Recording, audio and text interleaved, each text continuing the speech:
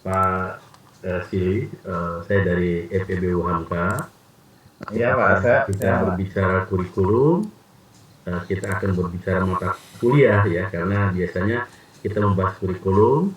Jadi biasanya kita mengadakan rapat, apakah kurikulum kita ini sudah sesuai dengan harapan mahasiswa, harapan stakeholder, harapan user, dan itu kita bahas. Ini biasanya, mohon maaf, kalau di FEB itu 3 tahun sekali kita bahas. Kemudian ada beberapa mata kuliah yang dihilangkan, yang digabung, dan juga mungkin mata kuliah baru yang sesuai dengan harapan user. Contohnya kemarin marketing digital itu mata kuliah yang baru kita sisipkan di dalam kurikulum. Demikian Pak, terima kasih. terima kasih Pak Asep. Ini menggarisbawahi atau meng-highlight mata kuliah ya, kaitannya dengan kurikulum, bagaimana mata kuliah disesuaikan dengan kebutuhan stakeholder dan seterusnya. Oke, terima kasih, kita menyimak bersama. Kemudian satu lagi boleh Bapak, kalau ada yang ingin. Saya izin Pak. Bu Ira.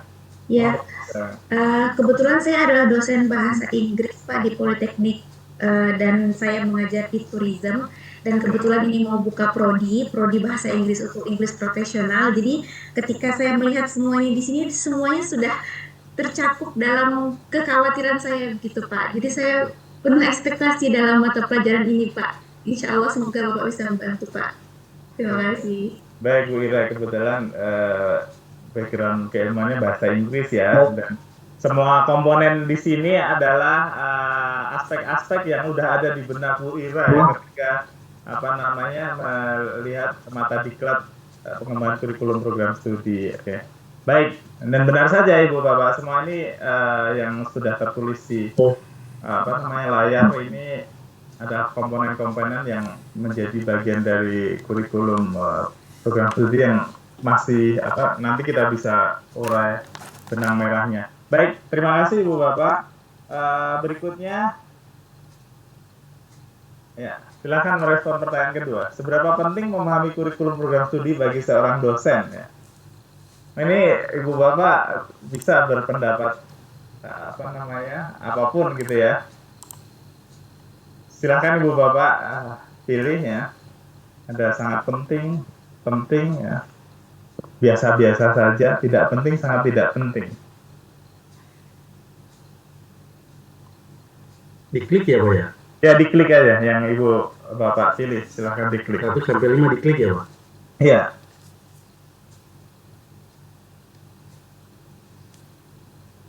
Jadi range-nya atau pilihannya itu dari 1 itu sangat tidak penting, 5 sangat penting ya. Di antara itu berarti kira-kira ada 4 itu penting, 3 biasa, 2 tidak penting, 1 sangat tidak penting. 92%. Ya.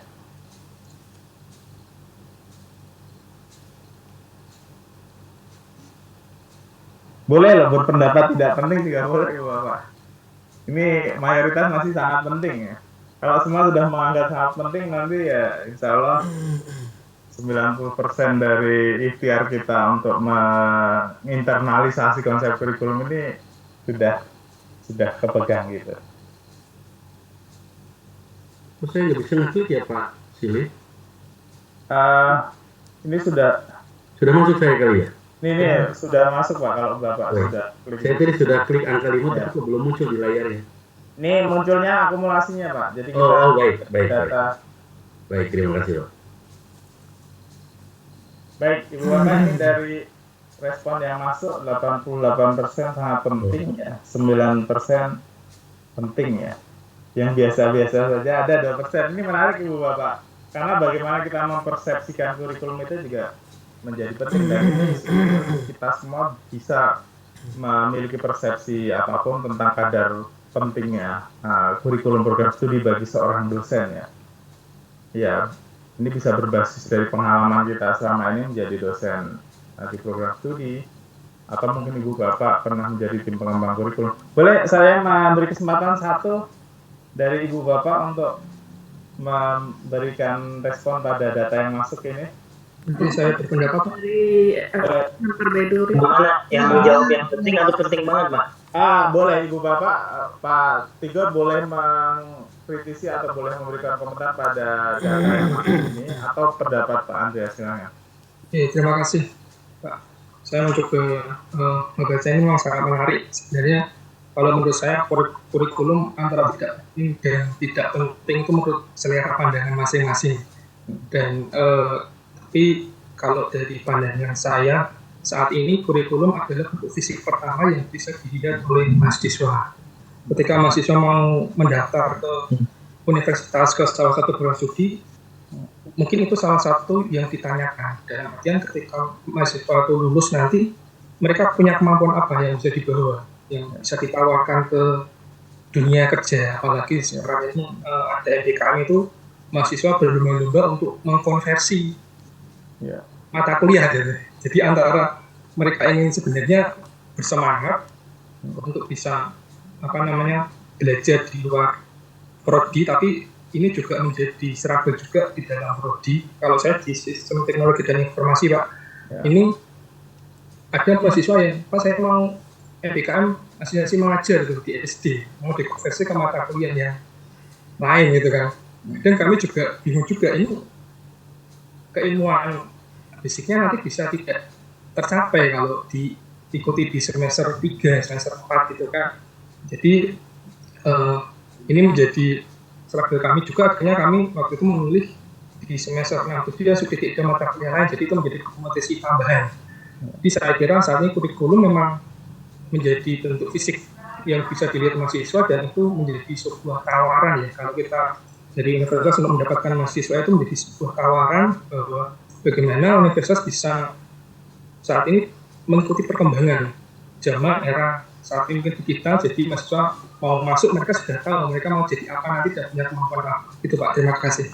Oke, terima kasih Pak Andreas. Kita simak bersama tadi yang dipaparkan Pak Andreas, bagaimana kurikulum program studi memberikan informasi yang menjadi etalase ketika seorang atau calon mahasiswa yang ingin memasuki atau memilih atau sedang memilih program studi, sehingga Ibu Bapak bisa di program studi bisa memberikan gambaran. Tadi kata kuncinya kemampuan yang ditawarkan atau kompetensi ya Ibu Bapak yang ditawarkan itu bisa terlihat di kurikulum. Baik, oke, terima kasih Pak Andreas. Nah, untuk yang lain nanti kita beri kesempatan terkait dengan poin-poin atau aspek-aspek kurikulum. Berikutnya ini pertanyaan terakhir. Urutkan beberapa bagian materi kurikulum program studi berikut dari yang paling Ibu Bapak pahami. Tadi kan dari penjelasan atau apa yang Ibu Bapak ungkapkan itu kan terlihat ya bahwa memang banyak komponen dari kurikulum itu yang Ibu Bapak sudah pahami, karena memang sebagai dosen Ibu Bapak tentu berjibaku dengan itu ya dalam menjalani tugas-tugas kita sebagai dosen ya. Di beberapa bagian mungkin sudah sangat paham, beberapa bagian perlu pendalaman dan seterusnya. Ini dari komponen yang tertulis di polling ini, silakan Ibu Bapak klik sampai pada komponen paling Ibu Bapak paham itu ada di paling atas ya. Dan melihat aja pemetaannya. Jika nanti kita akan diskusi ya, bisa jadi nanti beberapa materi yang kira-kira Ibu Bapak sudah sangat paham itu bisa kita berikan porsi yang kurang dari komponen yang perlu kita diskusikan secara lebih mendalam begitu. Jangan komponen ini secara implisit maupun eksplisit sudah Ibu Bapak sampaikan kan tadi dari paparan tadi, artinya kan memang ada komponen yang sudah dipahami begitu.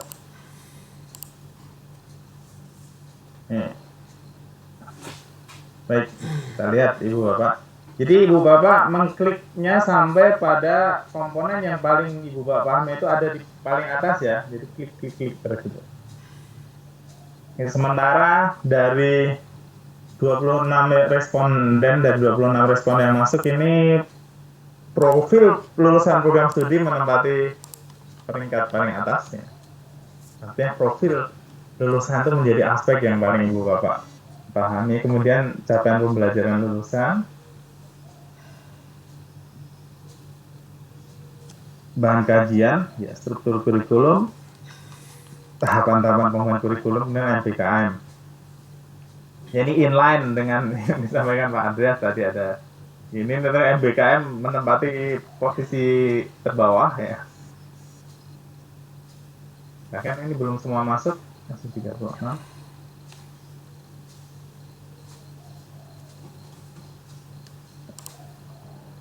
Ini beberapa komponen yang nanti akan menjadi bagian dari materi yang kita diskusikan ya, Bapak. Tapi tidak semua, artinya ada komponen lain juga yang tidak tercantum di sini. Baik. Oke, profil lulusan CPL sudah di atas. Nah, nanti akan ada paparan tentang itu. Saya ingin Recording stopped. memberi kesempatan Ibu Bapak untuk menyampaikan poin terkait dengan aspek 6 MBKM. Kenapa kira-kira ini MBKM ada di kolom bawah Ibu Bapak? Boleh? Saya beri kesempatan satu atau dua dari Saya Pak. Pak Kasih. Asep. Oke, baik. Baik. Baca. Saya dari FEB UNK.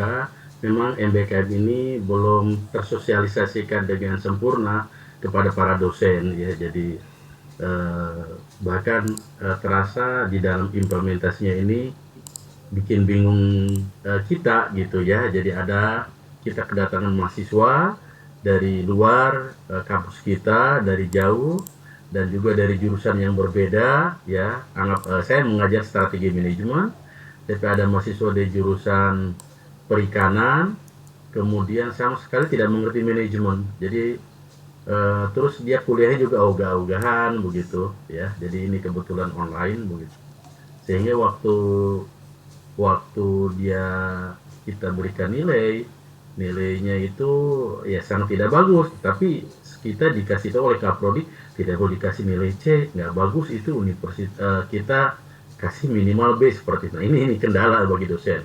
Begitu juga mahasiswa kita yang sedang MBKM di kampus lain, kemudian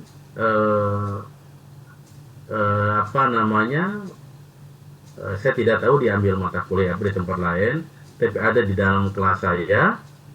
Dia di kelas saya mata kuliahnya kalau tidak salah manajemen kinerja dan kompensasi, dan tidak pernah ikut karena sedang MBKM gitu. Tetapi pada saat UAS, nah tiba-tiba nilainya muncul gitu, nilai muncul 90 gitu. Waduh, ini saya kenapa gitu waktu saya sedang input. Akhirnya saya telepon ke Kaprodi, ada apa kok kenapa? Ya Pak, itu yang menilai Kaprodi. Nah, hal yang seperti ini membuat kebingungan para dosen. Saya kira di tempat lain pun juga terjadi hal yang seperti ini, antara kebijakan dari pemerintah, dari Kemendikbud, implementasi di universitas juga, Juklak dan Juknisnya belum sampai ke tingkat dosen. Demikian Pak, terima kasih. Assalamualaikum warahmatullahi wabarakatuh.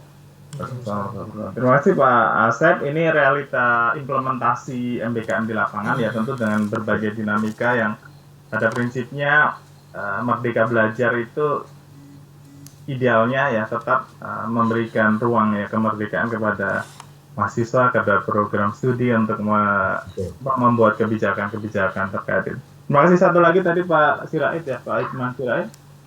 Ya, baik Pak. Terima kasih. Kalau saya sendiri menanggapi sosialisasinya sebetulnya sudah cukup Pak ya. Karena sebagai dosen begitu mendengar itu tentu kita harus mencari tahu lebih banyak informasinya. Tapi memang pertama adalah ada kendala yang harus kita hadapi. Pertama, Juklak, Juknisnya itu memang belum jelas. Yang kedua, implementasi. Kemudian yang ketiga itu adalah controllingnya Pak. Nah, nanti kan siapa yang mengawasi, siapa yang punya otoritas, dan seperti tadi itu ada dosen yang tiba-tiba kaget karena otorisasinya ada di Kaprodi. Nah, jadi itu masih simpang siur. Nah, tapi yang paling penting itu mungkin ada beberapa kampus juga yang memang memikirkan kepentingan mahasiswa. Ada mahasiswa yang bisa mencari sendiri atau kreatif sendiri, tapi juga ada mahasiswa yang butuh bantuan kampus sehingga kampus perlu mencari rekanan. Nah, mencari rekanan ini yang tidak mudah kan, apalagi rekanan di kalangan industri. Nah, mungkin bagi kampus-kampus yang memang sudah punya nama besar itu tidak ada masalah. Tapi bagi kampus-kampus yang selama ini belum terdengar, Nah, itu jadi kesulitan tersendiri yang mungkin perlu dipikirkan lebih serius lagi ya. Jadi menurut saya itu Pak beberapa kendala-kendala ya mengapa hal itu sulit untuk diimplementasikan dalam waktu yang dekat ini Pak. Demikian Pak dari saya, terima kasih. Terima kasih Pak Hikman. Baik Ibu Bapak, tidak apa-apa ya, kita masuk ke substansi MBKM ini menjadi bagian dari diskusi kita juga, tapi sebenarnya kalau secara urutan nanti di slide-slide akhir, tapi nggak apa-apa, karena memang dari polling tadi terlihat MBKM masih menjadi poin yang perlu didiskusikan. Izin bertanya Pak. Iya, silakan Pak. Kalau dari kampus kami, Menteri Pendidikan sendiri yang bilang Pak, bahwasanya khusus untuk prodi kesehatan MBKBN belum relevan. Jadi sosialisasinya jelas tidak maksimal. Jadi mohon maaf, memang pada dasarnya untuk prodi kesehatan di lingkungan Kemenkes ya sangat sulit untuk penerapan MBKBN ini. Karena Menteri Pendidikan sendiri yang bilang bahwa memang itu sulit karena body knowledge keilmuannya beda Pak. Jadi belum lagi ada aturan bahwasanya konektif adalah profesi kampus yang akan tuju. Jadi tidak bisa sembarangan khusus untuk prodi kesehatan. Dan sudah ditanyakan kepada Menteri Pendidikan dan Menteri Pendidikan pun belum memberikan ruang untuk itu Pak. Saya kurang memahami, tapi yang jelasnya untuk magister terapan, untuk sarjana terapan, belum lagi profesi. Dan saya rasa pendidikan dokter juga sangat sulit untuk itu Pak, baik di swasta maupun di negeri. Terima kasih Pak. Ya, baik. Terima kasih Ibu Bapak semua respon dan perspektifnya. Jadi memang MBKM ini sebuah kebijakan yang dalam tataran pelaksanaan di level program studi membutuhkan keutuhan pemahaman ya, dan policy yang teknis ya, kayak tadi konversi, dan tadi Pak Hikman menyampaikan bahwa dosen memang harus banyak mencari tahu. Benar Ibu Bapak, konsekuensi dari sebuah kebijakan itu adalah pemahaman yang utuh dari pelaksana kurikulum sampai di level tataran atau di tataran kelas ya, yaitu dosen pengampu. Maka kenapa kemudian kurikulum itu perlu dipahami atau diinternalisasi oleh dosen sebagai pengampu mata kuliah ya, karena memang supaya nyambung ya antara aspek kurikulum dari yang sangat filosofis gitu ya di level paling atas sampai pada implementasi itu perlu terkoneksi begitu, sehingga apa yang dicita-citakan kemudian bisa tercapai gitu, melalui praktek pembelajaran di ruang-ruang kelas. Baik, terima kasih Ibu Bapak. Saya akan mulai diskusi dengan paparan yang sudah disiapkan.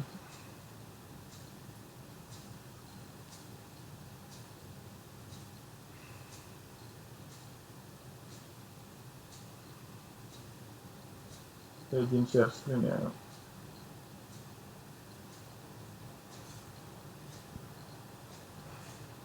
Apakah layar saya bisa terlihat Ibu Bapak? Sudah Pak? Sudah ya.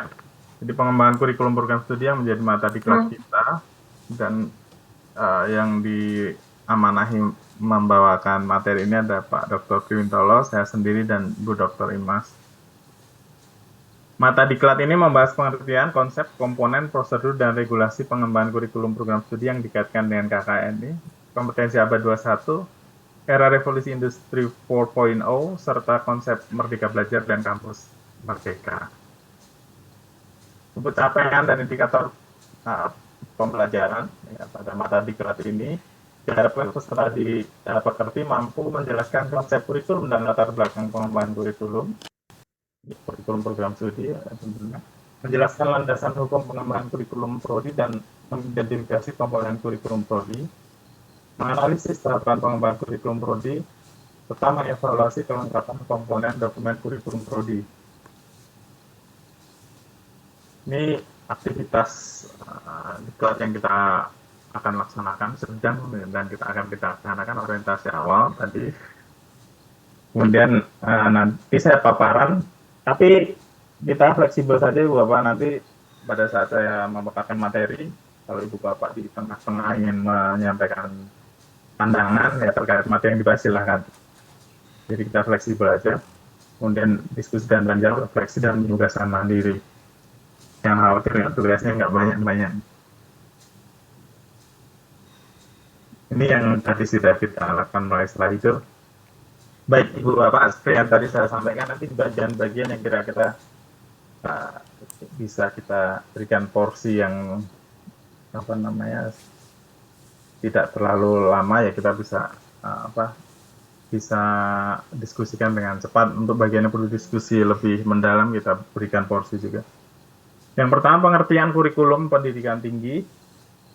Tadi sudah Ibu Bapak sampaikan sebenarnya dengan bahasa Ibu Bapak masing-masing ya, bahwa kurikulum merupakan seperangkat rencana dan pengaturan mengenai tujuan. Jadi tujuan itu ada di paling atas ya, menjadi acuan untuk komponen-komponen berikutnya.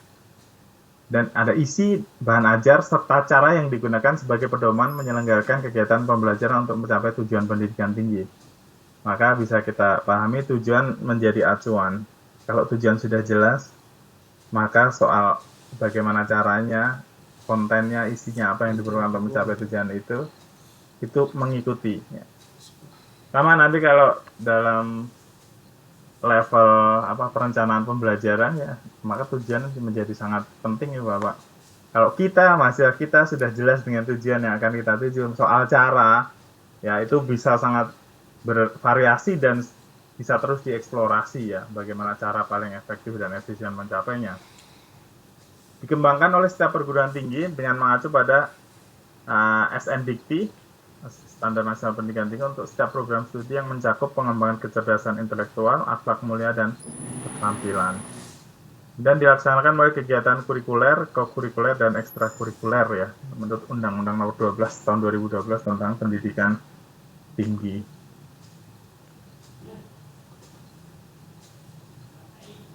Dengan definisi atau pemahaman tentang kurikulum tadi, maka bisa kita pahami latar belakang ya. Kenapa kemudian kurikulum perlu terus berkembang ya. Ya tadi kalau Pak Asep menyampaikan ya, identik dengan perubahan mata kuliah dan seterusnya. Nah, kemudian kita bisa rasionalisasi kenapa kurikulum perlu terus berkembang ya. Yang sebelumnya misalnya belum 100% terimplementasi dengan baik, ini sudah berubah lagi. Karena memang tuntutannya demikian ya Bu Bapak. Di perkembangan ilmu pengetahuan, teknologi dan seni, scientific vision, kemudian kebutuhan masyarakat, societal needs, serta kebutuhan pengguna lulusan, stakeholders. Ini kan berkembang sangat cepat ya Bu. Bahkan kurikulum yang sudah berkembang relatif cepat ini sering belum bisa mengikuti ya perkembangan kebutuhan stakeholder atau kebutuhan dunia kerja dan industri. Kemudian perguruan tinggi dalam pengembangan kurikulum di era revolusi industri 4.0 harus menghasilkan lulusan yang memiliki kemampuan literasi baru, meliputi literasi data, literasi teknologi, dan literasi manusia yang berakhlak mulia berdasarkan pemahaman keyakinan agama. Literasi-literasi yang perlu diinjeksikan dalam kurikulum ini juga berkembang. Keluarnya kebijakan Permendikbud Nomor 3 Tahun 2020 tentang Standar Nasional Perguruan Tinggi, terutama tentang MBKM ya. Kemarin itu secara signifikan juga memberikan dampak ya, kita di level dosen pengampu mata kuliah program studi pun merasakan betul ya. Nah kemudian setiap jenjang pelaku kebijakan ini, dari ya kementerian yang merilis program ini sampai pada program studi yang membuat SOP-nya ya. Nah kemudian kan setiap program studi berbeda Ibu Bapak interpretasi terhadap kebijakan, sehingga memang sering kita adakan diskusi-diskusi ya, sharing good practices gitu ya, di prodi universitas A seperti apa implementasinya, dan memang bervariasi ya, dan memang itu tadi yang saya sampaikan, esensi merdeka belajar itu di jenjang apapun kan sebenarnya memberikan ruang pada mahasiswa ya, atau peserta didik di level pendidikan dasar dan menengah untuk lebih banyak membuat pilihan ya atas kehendak mereka sendiri. Ini juga kita ya saya yakin ya Bu Bapak juga sangat mencermati ini bagaimana kemudian kehati-hatian atau apa namanya pentingnya pendampingan dari kita sebagai dosen ketika mahasiswa itu sudah diberi ruang yang luas untuk menentukan pilihan sendiri kan. Ya faktanya kan mereka masih butuh pendampingan ya bahwa ini loh ada berbagai pilihan mana yang paling baik untuk mereka. Itu dimana vitalnya apa SOP, vitalnya pendampingan dosen ketika saya memilih ini itu konsekuensinya ini. Bahwa ini menawarkan kompetensi yang lebih daripada yang di program studi, tapi kemudian ada hal-hal yang perlu kita berikan wawasan ya. Jadi jangan sampai juga kita menutup peluang-peluang itu karena itu di satu sisi kan peluang bagi mahasiswa kita untuk memilih apa yang menjadi passion mereka ya. Tapi kemudian ada pendampingan dan kebijakan yang suportif terhadap itu. Dan orientasi pengembangan kurikulum pada outcome based education. Outcome based tadi disampaikan Pak. Ya tadi ada yang menyampaikan bagaimana kurikulum menjadi etalase, menjadi petunjuk guidance tentang kompetensi apa yang akan dikuasai oleh mahasiswa kita dengan kurikulum di program studi kita itu harus terlihat di kurikulum. Mereka bisa apa ya setelah lulus? Mereka punya kompetensi apa yang bisa dikontribusikan untuk masyarakat. Esensinya kan itu. Jadi outcome based education itu kan ada output based education, ada outcome based. Kalau outcome based itu berbasis outcome. Jadi tidak hanya berhenti di transkrip nilai dengan sekian mata kuliah nilainya apa, tidak berhenti di situ. Yang namanya outcome based itu lebih menekankan pada apa yang bisa mereka kontribusikan setelah lulus dengan kompetensi yang mereka miliki di masyarakat ya. Di masyarakat itu bisa berarti di dunia kerja tempat mereka bekerja nanti. Maka kemudian ketika kurikulum itu berbasis outcome, cara melacak atau mengukur ya outcome itu adalah dengan tracer study. Maka sekarang Ibu Bapak di universitas di program studi kita semua itu digalakkan program tracer study karena untuk mengukur itu ya. Jadi tidak berhenti sampai dilulus, tapi setelah mereka lulus dan berkiprah di masyarakat itu kompetensi mereka itu apakah nyambung dengan kebutuhan stakeholder gitu ya. Outcome based. Dan tren integrasi transdisiplin dan multidisiplin dalam kurikulum. Dan ini landasan hukum pengembangan kurikulum. Saya rasa ini terus disosialisasikan ya Ibu Bapak di institusi kita masing-masing. Ini ada landasan-landasan hukum ya dari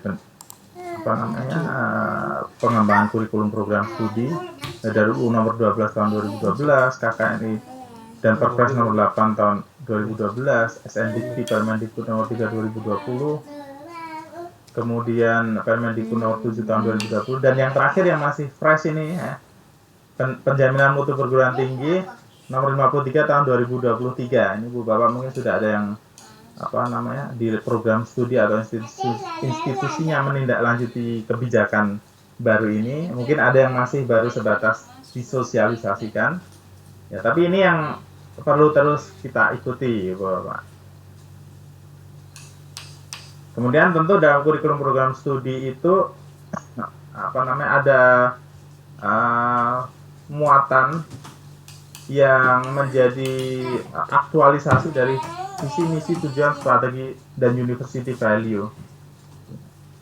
Kemudian body of knowledge, kemudian perkembangan iptex, kemudian ada 6 kompetensi, ada communication, collaboration, critical thinking, creative thinking, computational logic, dan compassion, dan literasi baru yang harus diperhatikan ya atau diintegrasikan dalam kurikulum. Maka semua komponen ini menjadi basis atau mendasari pengembangan kurikulum program studi. Ini jabaran dari landasan hukum ya pengembangan kurikulum tadi, Bu Bapak. Saya jabarkan satu persatu. Yang terakhir ini yang baru saja di launching ya relatif baru gitu ya.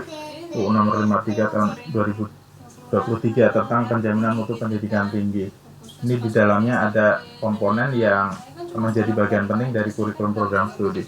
Nanti beberapa komponen itu akan kita bahas, tapi tidak semua Ibu Bapak. Kemudian konsekuensi perguruan tinggi dengan adanya kebijakan-kebijakan yang berlaku, karena kan bagaimanapun di level perguruan tinggi, apalagi level program studi itu kan kita menjadi pelaksana kebijakan yang sudah diundangkan begitu ya. Maka ya memang kalau kita bicara kemerdekaan Ibu Bapak, tentu akan menjadi hal yang harus terus kita negosiasikan kan Ibu Bapak. Di satu sisi kan merdeka belajar didengungkan dan didorong begitu ya. Di sisi lain ada kebijakan yang harus diimplementasikan oleh pelaksana kurikulum gitu ya tuh. Baik program studi, dosen, mahasiswa, bagaimana kemerdekaan itu bisa diolah ya, bisa di-manage ya dalam sebuah institutionalized learning ya, dalam dalam institusi yang harus melaksanakan kebijakan itu ya. Bagaimana kita bisa tetap merasa merdeka ya. Tapi kalau dari diskusi awal nih kayaknya Ibu Bapak ini merdeka semua ini ya, bahagia semua ya. Jadi insya Allah tidak ada masalah ya, mau kebijakannya seperti apapun Ibu Bapak tetap masih bisa mengelola kemerdekaan. Jadi memang ini kan kemudian menjadi bahwa ini menuntut ya kecerdasan kita di banyak sisi supaya kita bisa tetap merasa merdeka. Sama juga dengan mahasiswa, bagaimana mahasiswa kita bisa kita kembangkan rasa merdeka mereka dengan segala kebijakan yang ada, sehingga mereka tetap bisa merasa punya kehendak bebas ya, jadi nggak semuanya didikte gitu. Ini memang konsep yang tidak sederhana Ibu Bapak, tapi begitu vitalnya pemahaman pelaksana kurikulum terhadap konsep-konsep merdeka belajar ini akan menentukan sasaran dari merdeka belajar itu apa. Kebayang nggak Ibu Bapak ini nih nggak level perguruan tinggi, level SMA, SMP, SD itu kan semua melaksanakan merdeka belajar sekarang. Nah, kemudian tanggung jawab semua ya untuk mempunyai pemahaman yang utuh tentang merdeka belajar itu menjadi penting. Kemudian ini Ibu Bapak, konsekuensi perguruan tinggi perlu mengukur lulusannya, apakah lulusan dihasilkan memiliki kemampuan setara dengan kemampuan yang ada di capaian pembelajaran yang dirumuskan dalam jenjang kualifikasi KKNI, Kerangka Kualifikasi Nasional Indonesia. Kurikulum yang disusun oleh perguruan tinggi seharusnya menjamin agar lulusannya memiliki kualifikasi yang setara dengan kualifikasi yang disepakati dalam KKNI, sehingga harus dilakukan evaluasi dan pengembangan ya. Dan menyiapkan lulusannya agar dapat hidup dan berkarya di abad 21 dengan berbagai literasi yang menjadi tuntutan. Perguruan tinggi wajib memfasilitasi hak bagi mahasiswa dapat diambil atau tidak ya, minimal ini ada space yang mengindikasikan kemerdekaan itu boleh diambil atau tidak ya, itu kan space ya, memberi pilihan mahasiswa boleh ambil boleh tidak. Dapat mengambil SKS di luar perguruan tinggi pada semester atau di luar perguruan tinggi paling lama 2 semester atau setara dengan 40 SKS, dan dapat mengambil SKS di perguruan studi yang berbeda di perguruan tinggi yang sama sebanyak 1 semester atau setara dengan 20 SKS. Kemudian menyusul kebijakan atau pedoman akademik untuk memfasilitasi kegiatan pembelajaran di luar prodi. Benar Ibu Bapak yang tadi Ibu Bapak sampaikan, dengan kebijakan yang memberikan ruang prodi untuk membuat kebijakan di level implementasi, maka kemudian pedoman pelaksanaan ini menjadi sangat penting supaya Bapak Ibu dosen juga tidak multitafsir atau bingung begitu ya. Ini semua punya peran ya untuk implementasi. Kemudian membuat dokumen kerjasama MOU atau SPK dengan mitra ya, menjadi konsekuensi logis dari kegiatan MBKM yang memerlukan mitra. Kemudian yang berikutnya ini ada level Kerangka Kualifikasi Nasional Indonesia yang setara dengan level 6 ya Bu Bapak untuk lulusan sarjana, dan level 8 untuk lulusan magister. Ini sudah dirumuskan ya statement kompetensi yang setara dengan level itu. Misalnya di level 6 itu kalau Ibu Bapak yang mengampu di program sarjana, itu kompetensi yang diharapkan bisa dikuasai mahasiswa di jenjang S1 ini. Panduannya seperti ini Bu di KKN ini. Jadi misalnya mampu mengaplikasikan bidang keahliannya dan memanfaatkan iptek pada bidangnya dalam penyelesaian masalah serta mampu beradaptasi terhadap situasi yang dihadapi. Kemudian menguasai konsep teoritis bidang pengetahuan tertentu secara umum dan konsep teoritis bagian khusus dalam bidang pengetahuan tersebut secara mendalam, serta mampu memformulasikan penyelesaian masalah prosedural. Kemudian mampu mengambil keputusan yang tepat berdasarkan analisis informasi dan data, dan mampu memberikan petunjuk dalam memilih berbagai alternatif solusi secara mandiri dan kelompok. Bertanggung jawab pada pekerjaan sendiri dan dapat bertanggung jawab atas pencapaian hasil kerja organisasi. Ya, ini kan statement yang tentu perlu di breakdown, perlu dijabarkan gitu ya dalam nanti kompetensi-kompetensi yang dituangkan dalam capaian pembelajaran lulusan kan. Maka ketika Ibu Bapak sudah terlibat dalam pengembangan kurikulum prodi misalnya, ya Ibu Bapak tentu akan melalui proses ini. Tapi untuk Ibu Bapak yang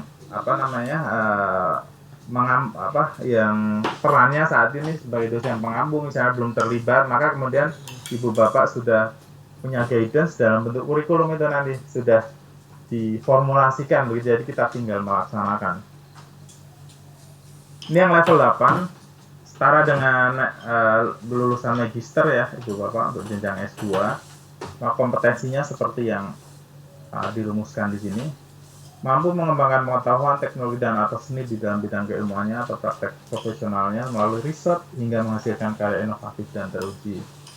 Mampu memecahkan permasalahan sains, teknologi, dan atau seni di dalam bidang keilmuannya melalui pendekatan inter atau multidisipliner, dan mampu mengelola riset dan pengembangan yang bermanfaat bagi masyarakat dan keilmuan, serta mampu mendapat pengakuan nasional atau internasional. Sama ini nanti penjabarannya dalam capaian pembelajaran lulusan ya, dalam kurikulum. Kemudian ini perjalanan kurikulum yang sekarang kita sama-sama pahami bahwa kurikulum kita itu diharapkan sudah outcome based ya Ibu Bapak. Jadi kurikulum berbasis outcome.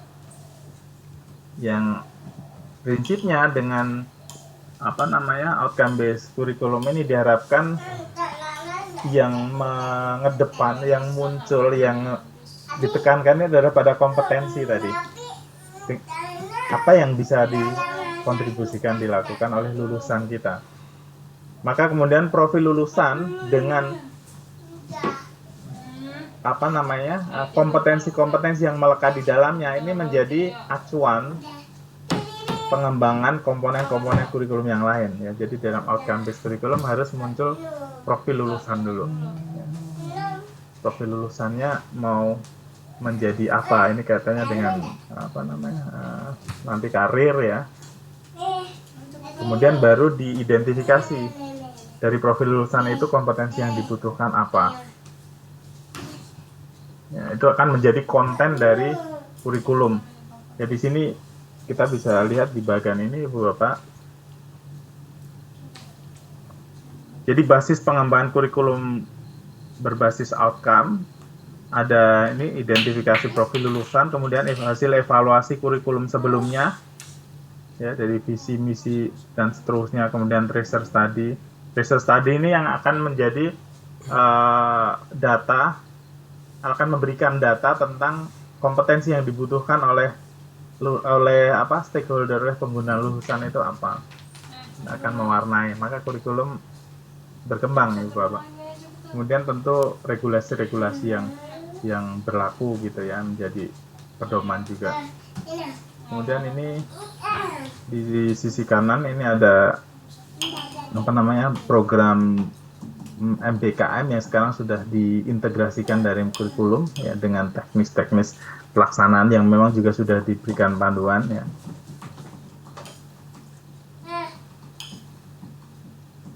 Oke, sampai di sini dulu Ibu Bapak supaya tidak ngantuk. Ada yang mau merespon atau menyampaikan pandangan sebelum ke siklus pengembangan kurikulum?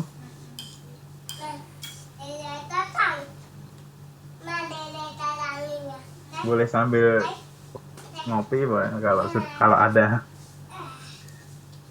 Kalau belum ada saya lanjutkan ya Ibu Bapak, tapi saya ingatkan silahkan nanti di titik manapun Ibu Bapak ingin memberikan respon dipersilahkan. Berikutnya adalah siklus pengembangan kurikulum Ibu Bapak. Dari mulai tahap 1 ya, di situ ada analisis ya, menetapkan landasan kurikulum ya, dari landasan filosofis, sosiologis, psikologis, historis, yuridis, dan itu harus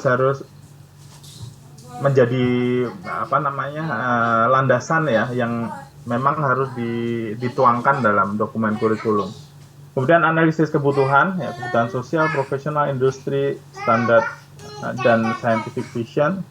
Kemudian penetapan profil lulusan. Jadi analisis itu sampai pada penetapan profil lulusan. Diproyeksikan untuk menjadi apa nanti lulusan program studi, misalnya teknik informatika atau bahasa Inggris, pendidikan bahasa Inggris, atau akuntansi dan seterusnya.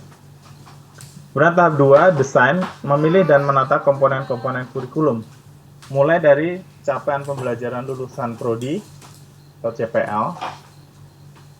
Jadi setelah profil lulusan ditetapkan, misalnya menjadi analis kesehatan misalnya, katakanlah Ibu Bapak ada yang tadi yang dibutuhkan kesehatan.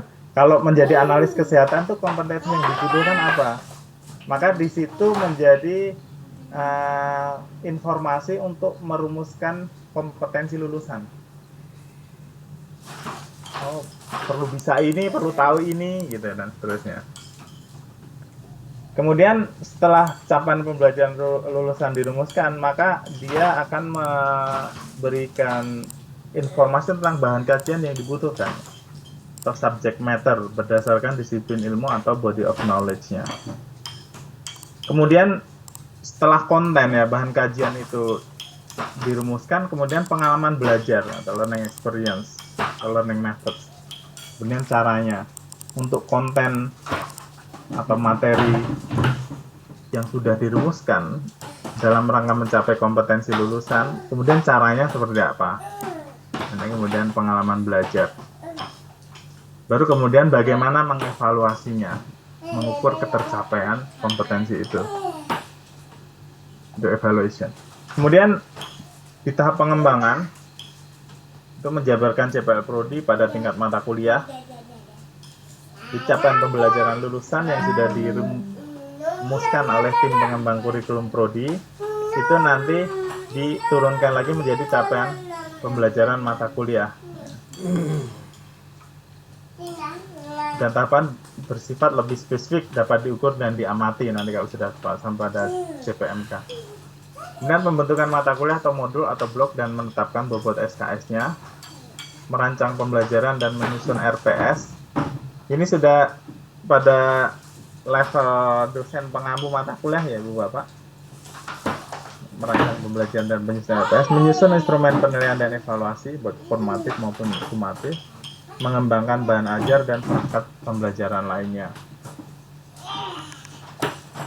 Dan tahap pelaksanaan, mengidentifikasi kemungkinan masalah yang menghambat pelaksanaan kurikulum, melakukan sosialisasi, workshop, dan BIMTEK pada mahasiswa, dosen, pimpinan, dan pendik.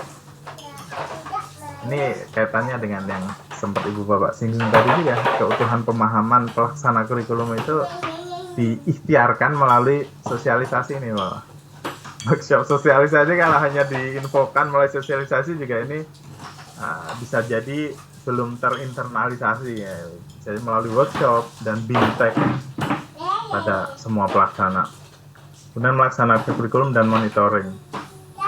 Yang tahap terakhir untuk pengembangan kurikulum ada evaluasi. Melakukan evaluasi formatif terhadap pelaksanaan kurikulum dan melakukan evaluasi sumatif terhadap pelaksanaan kurikulum. Dan ini tahapan pengembangan kurikulum Prodi saya sampaikan.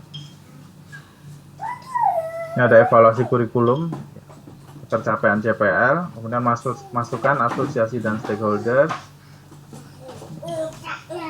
Jadi pada saat Pak Sini boleh interupsi Pak? Ya silakan Pak. Saya Asep dari UHAMKA. Di slide yang tadi tindak lanjut perbaikan ya Pak ya dari sebelumnya. Nah ini yang tahap analisis yang nomor 3, penetapan profil lulusan. Saya ingin bertanya, apakah untuk penetapan profil lulusan itu ada guidelines dari pemerintah berupa peraturan? Karena di dalam praktiknya penetapan ini berbeda-beda, antar prodi saja berbeda-beda. Saya ambil contoh umpamanya prodi manajemen di UHAMKA dengan profil lulusan di manajemen Unpad beda itu ya. Padahal secara relatif kurikulumnya hampir sama gitu. Bahkan pengakuan dari user juga berbeda-beda gitu. Katakanlah dalam sederhana, mungkin di lulusan UHAMKA bekerja di industri, baru lulus fresh graduate, gajinya lebih rendah daripada yang lulusan UI gitu, padahal sama-sama manajemen. Nah ini seakan-akan masyarakat menjudgment ada diskriminasi begitu dari lulusan. Oleh karena itu perlu profil guidance dari pemerintah. Apakah ada itu guidance untuk menetapkan profil lulusan? Demikian Pak, terima kasih. Terima kasih Pak. Saya ini menarik pertanyaan dan saya rasa relevan ya di semua institusi dan program studi. Secara relevan gini. Jadi profil lulusan itu kan ditetapkan oleh program studi, Ibu Bapak. Bahwa benar tadi pemerintah melalui kurikulum yang ditetapkan itu memberikan guidance ya, memberikan panduan, memberikan rambu-rambu begitu ya. Bagaimana menetapkan profil lulusan dan seterusnya. Tapi kemudian profil lulusan apa yang dicanangkan oleh program studi itu menjadi kewenangan program studi untuk menetapkan. Maka justru malah begini Pak Asep, program studi yang sama untuk institusi yang berbeda ya bisa jadi bisa jadi beririsan ya, profil lulusannya sama gitu ya. Karena profil lulusan ditetapkan setelah belanja informasi dari stakeholders kan. Maka kemudian profil lulusan bisa berubah. Misalnya gini, kalau di prodi pendidikan bahasa Inggris ya, salah satu profil lulusan kami itu yang ada di kurikulum dan sekarang masih berjalan itu menjadi translator penerjemah. Maka kemudian ketika kita lakukan kajian terus, ini akan terus berlangsung Ibu Bapak. Dengan perkembangan teknologi, kemudian artificial intelligence dan segala macam, kira-kira ke depan nanti masih relevan nggak ya profil lulusan translator? Sementara sekarang sudah berkembang Google Translate dan berbagai software yang ada gitu. Itu kemudian dinamikanya seperti itu, bisa sangat cepat ya. Termasuk di ekonomi, bisa jadi dengan software yang ada mungkin ke depan diperlukan nggak tenaga akuntan itu, pencatat itu. Jangan-jangan dalam 10 tahun ke depan itu bisa jadi ya, ini kan bisa didiskusikan ya. Bisa jadi sudah tidak relevan karena memang kebutuhan pencatat ya, itu sudah bisa dipenuhi oleh software ya.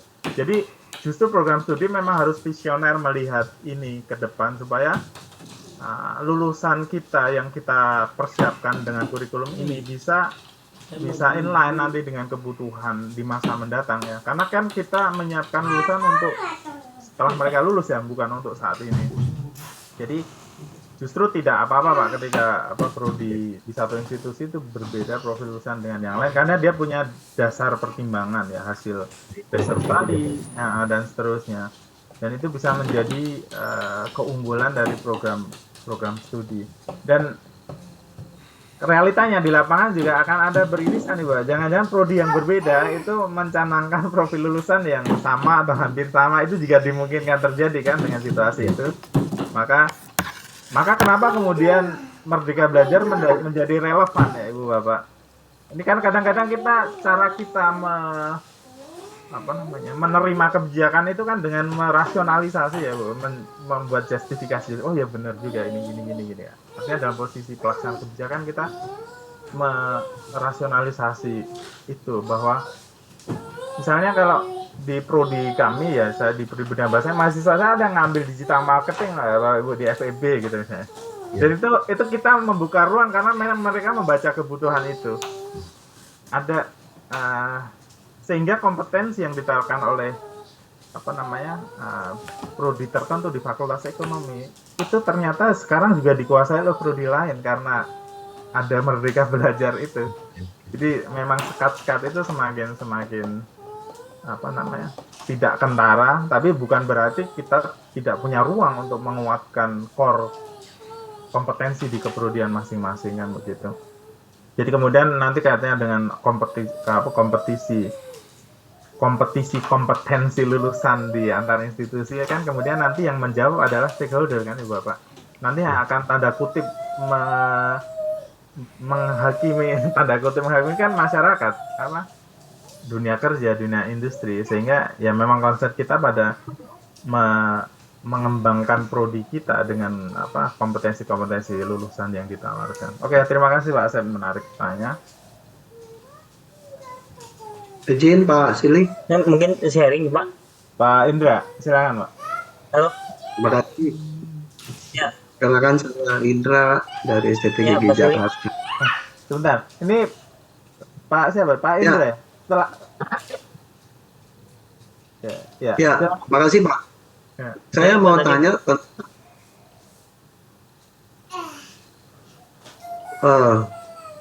tentang siklus pengembangan kurikulum ini. Apakah tahapan-tahapannya memang sudah demikian? Karena mengingat kalau sistem penjamin mutu itu dia kan ada siklus yang namanya PPEPP, Pak. Ya. Penetapan, pelaksanaan, evaluasi, pengendalian, baru peningkatan. Saya melihat tahapan-tahapan ini tidak seperti SPMI atau memang harus demikian seperti yang di slide ini. Terima kasih Pak. Oke, baik Pak Indra, dari angle atau sudut pandang penjaminan mutu ada siklus PPPEP ya. Jadi secara substansi memang komponen PPPEP itu ada termasuk di 5 tahapan ini ya Pak ya, dari mulai perencanaan ya, kemudian pelaksanaan, pengendalian, evaluasi, dan pengembangan ya, sampai pada pengembangan di jadi siklusnya kan namanya siklus itu sebenarnya kan mana ujungnya itu namanya cycle ya, cycle itu ya. Jadi setelah evaluasi ada pengembangan lagi. Jadi mungkin secara teknis urutannya itu tidak saklek seperti PPEP, tapi secara siklus itu substansinya ada semua kalau kita cermati di sini Pak Anda. Jadi memang itu tetap relevan Pak. Jadi siklus PPEP dalam standar atau dalam penjaminan mutu ini termuat juga dalam kurikulum ya.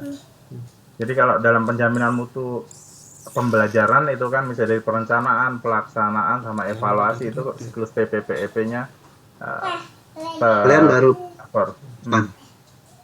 Begitu Pak Indra, apakah menjawab pertanyaan? Oke, baik, terima kasih Pak. Iya, Pak.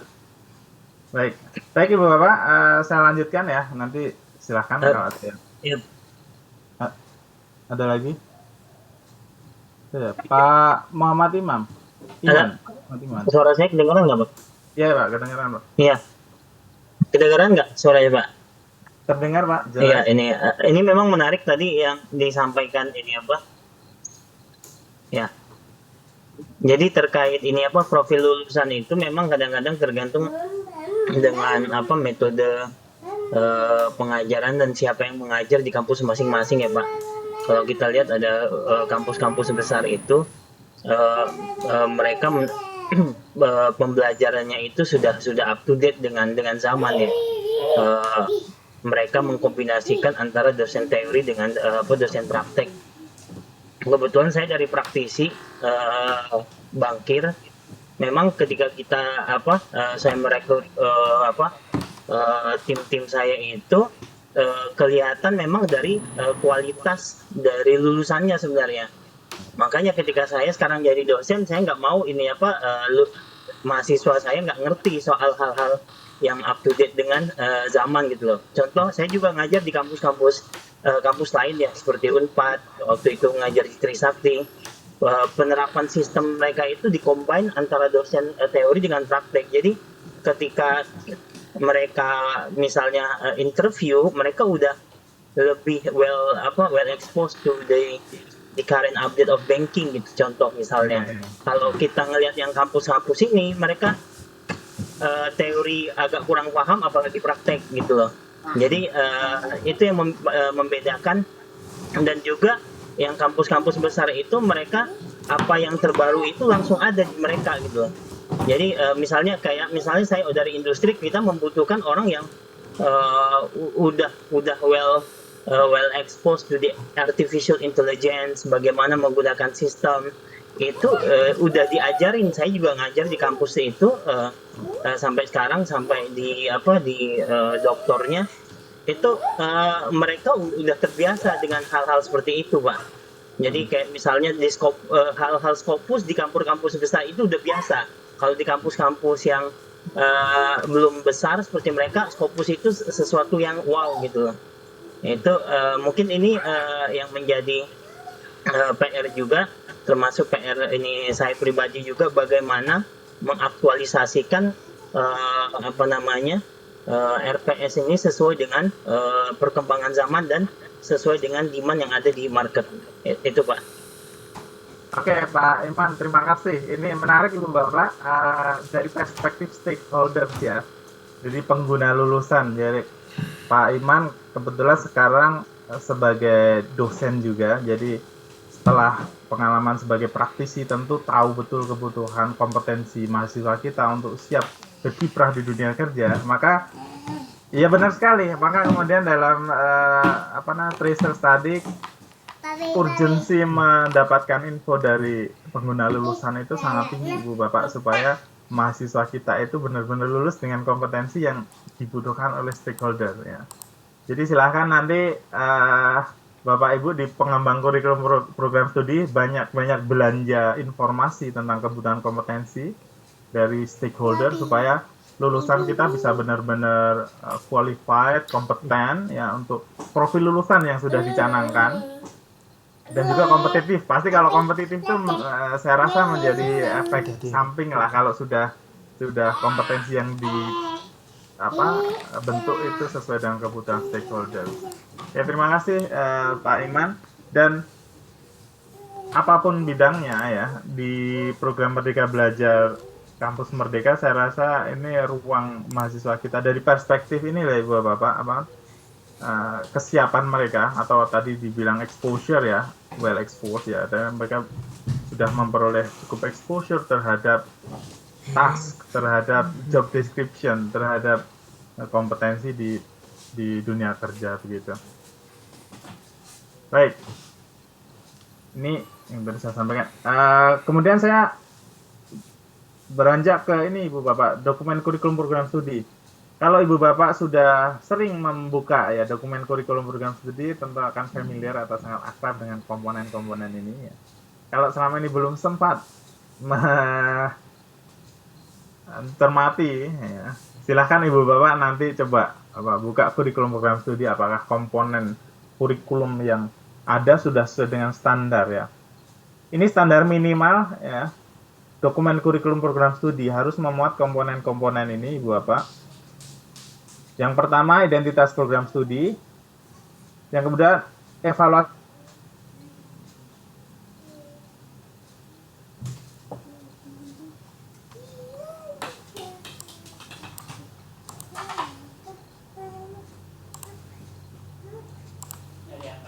Bagian kurikulum dan hasil tracer tadi kemudian akan terlihat kebutuhan kompetensinya seperti apa. Nah, kemudian di fase ini pasti melibatkan mitra, kebutuhan pengguna, evaluasi dan analisis ya. Jadi Ibu Bapak silahkan nanti buka lagi dokumen kurikulum prodi. Oh, pantas ada mata kuliah ini. Oh, it makes sense ada profil lulusan seperti ini karena hasil tracer tadinya seperti ini di dokumen kurikulum masing-masing ya. Kemudian landasan perancangan dan pengembangan kurikulum, itu ada science vision, perkembangan iptex, dan seterusnya.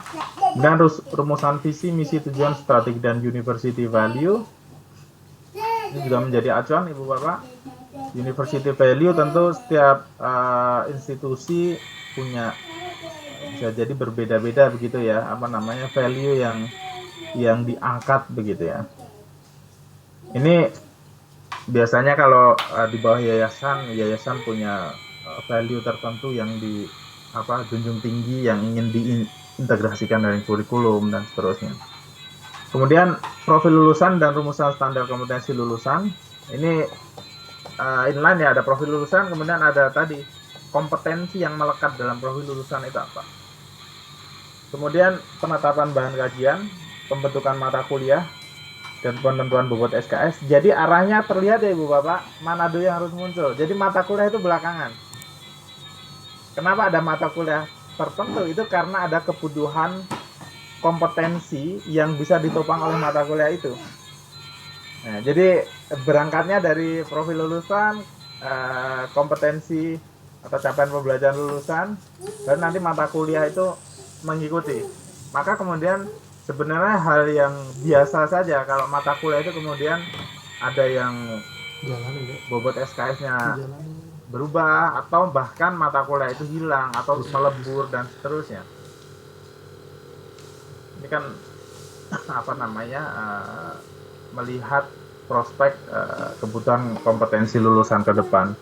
Kemudian matriks dan peta kurikulum, rencana pembelajaran semester ini juga sudah akrab lah Ibu Bapak ya. Rencana implementasi hak belajar maksimum 3 semester ini harus ada di dokumen kurikulum. Maka ketika Ibu Bapak masih ada yang belum jelas gitu, misalnya tentang implementasi kurikulum, merujuknya ke dokumen kurikulum prodi Ibu Bapak. Ini gimana nih konversi kegiatan MBKM ke dalam nilai mata kuliah.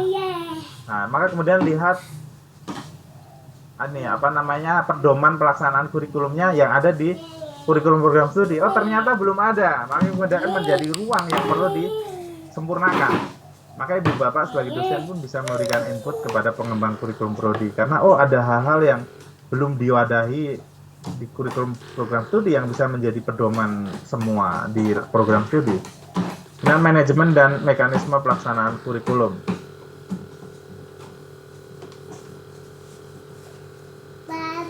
Nah, ini masuk ke komponen tadi yang profil lulusan ya Bapak. Profil lulusan program studi. Ya, penentuannya bagaimana? Ini ada analisis kebutuhan ya, sinyal pasar, dan scientific vision ya. Kajian ipteks atau visi keilmuan. Jadi kan Ibu Bapak di prodi masing-masing itu kan punya scope ya, keilmuan tertentu ya, yang itu juga terus berkembang kan, mau ilmu marketing, mau ilmu desain grafis, mau ilmu pendidikan bahasa Indonesia, bahasa Inggris dan seterusnya, itu kan keilmuan di bidang itu terus berkembang. Itu juga menjadi salah satu basis landasan perumusan profil lulusan, selain analisis kebutuhan pasar yang diperoleh melalui masukan dari stakeholders tadi. Maka kemudian dirumuskanlah profil lulusan. Ini yang sudah dilakukan ya, itu program studi yang tergabung dalam asosiasi program studi ini bersama-sama merumuskan itu Ibu.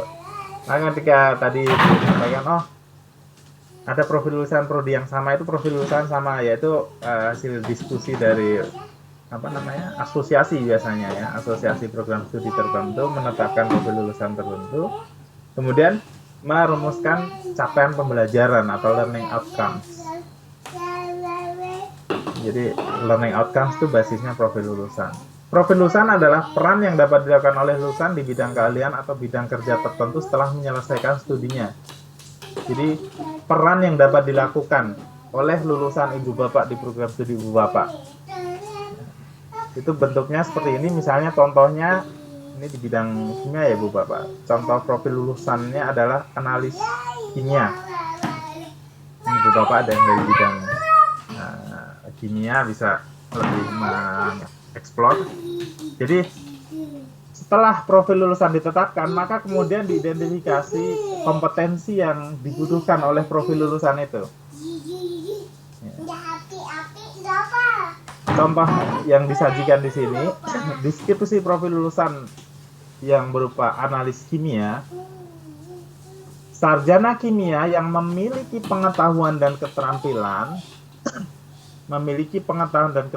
untuk melaksanakan dasar kerja laboratorium, analisis kimia, sistem penjaminan mutu, sistem manajemen laboratorium analitik, dan K3 laboratorium dengan cermat, teliti, dan disiplin. Bapak bisa mencermati rumusan deskripsi profil ini yang menggambarkan kompetensi-kompetensi yang perlu dimiliki oleh seorang analis kimia. Maka tadi Pak Muhammad Iman tadi menyampaikan ya, dari perspektif stakeholder sangat bisa kita pahami ya Ibu Bapak ya, bagaimana profil lulusan tertentu di bidang kerja tertentu itu melekat kepadanya kompetensi-kompetensi yang dibutuhkan ya. Kalau dia menjadi profil itu, dia bisa ngapain aja ya. Bagaimana vitalnya itu kan Ibu Bapak. Ini kan masih di komponen-komponen atas tadi ya, di komponen pengembangan kurikulum tadi. Jadi profil lulusan ditetapkan, kompetensinya diidentifikasi, maka nanti kan kontennya mengikuti Ibu Bapak. Jadi nggak ada mata kuliah yang nggak inline, nggak relevan dengan pencapaian kompetensi profil lulusan. Semua mata kuliah idealnya dalam rangka menopang pembentukan kompetensi lulusan. Kalau ya Ibu Bapak semua kan sudah diamanahi mengampu mata kuliah tertentu sejauh ini, maka terus Ibu Bapak juga sebagai pengampu mata kuliah punya kontribusi untuk memberikan input kepada pengembang kurikulum prodi, misalnya nanti di tataran pengembangan keilmuan di bidang itu berkembang terus, nanti ada penambahan konten ya, atau subject matters atau materi dari mata kuliah tertentu untuk menopang profil lulusan ini, silakan Ibu komunikasikan. Kemudian capaian pembelajaran lulusan prodi Ibu Bapak, ini yang saya sajikan di screen ini yang masih terkategori dalam 4 ranah ya, sikap, keterampilan umum, pengetahuan, dan keterampilan khusus ya. Ini masih berlaku Ibu Bapak. Jadi dengan rilisnya atau dengan diundangkannya Permen nomor 53 tahun 2023 yang kemudian memberikan ruang kepada prodi untuk mereformulasi capaian pembelajaran lulusan, tidak harus terpisah ke dalam 4 ranah ini. Maka di lapangan ya, kemungkinan yang ada sekarang adalah ada prodi yang masih seperti ini ya, dan itu masih diperbolehkan, masih berlaku. Ada yang mungkin sudah mereformulasi CPL-nya sehingga tidak kategori dalam 4 ranah ini. Jadi langsung CPL prodinya 1, 2, 3, 4, 5, 6 sampai 9 misalnya. Itu dua-duanya masih diperbolehkan Ibu Bapak. Ini kemudian literasi yang perlu diintegrasikan dalam rumusan capaian pembelajaran lulusan ya, ada literasi data, literasi teknologi, literasi manusia dengan keterampilan abad 21 ya, dengan 6C itu. Nah, pemahaman era industri 4.0, pemahaman ilmu untuk diamalkan bagi kemaslahatan bersama lokal, nasional, dan global. Capaian pembelajaran dan kompetensi tambahan yang dapat dicapai di luar prodi melalui program MBKN. Kemudian yang berikut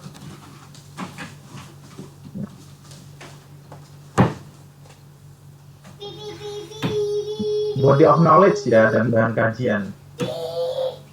Setelah profil lulusan dan capaian pembelajaran atau yang akan diformulasikan, maka kemudian akan melahirkan atau akan menjadi basis perumusan bahan kajian ya. Ini katanya dengan konten ya, substansi materi atau standar isi dari kurikulum ya. Jadi nanti ada matriksnya Ibu Bapak, nanti bisa dicek ya di Prodi. Jadi Ibu Bapak sebenarnya dalam posisi bisa mencermati dan memberikan masukan terkait dokumen kurikulum prodi. Ya namanya sama-sama ya, kan perlu dibangun ya kebersamaan dosen pengampu, kaprodi, pengembang kurikulum prodi untuk saling memberi input ya. Oh ini kurikulumnya masih belum ada nih komponen matriksnya, matriks mata kuliah dan CPL-nya. Sebenarnya mata kuliah saya itu diamanahi untuk mencapai CPL yang mana sih? Kalau Ibu Bapak masih perlu verifikasi itu, silakan Ibu Bapak bisa cek di kurikulum program studi. Ini ya rumusan terpadu pelajaran lulusan dan body of knowledge-nya. Bahan kajian adalah suatu bangunan ilmu, teknologi atau seni, objek yang dipelajari yang menunjukkan ciri cabang ilmu tertentu atau dengan kata lain menunjukkan bidang kajian atau inti keilmuan suatu program studi ya. Bahan kajian dapat pula merupakan pengetahuan atau bidang kajian yang akan dikembangkan, keilmuan yang sangat potensial atau dibutuhkan masyarakat untuk masa depan. Pilihan bahan kajian ini sangat dipengaruhi oleh visi keilmuan program studi yang bersangkutan, yang biasanya dapat diambil dari program pengembangan program studi, misalnya diambil dari pohon penelitian program studi. Tingkat keluasan, kerincian, dan kedalaman bahan kajian ini merupakan pilihan otonom masyarakat ilmiah di program studi tersebut. Bahan kajian tidak merupakan mata kuliah. Jadi bahan kajian nanti adalah konten-konten materi keilmuan ya di program studi tertentu yang nanti akan terdistribusi ke mata kuliahnya.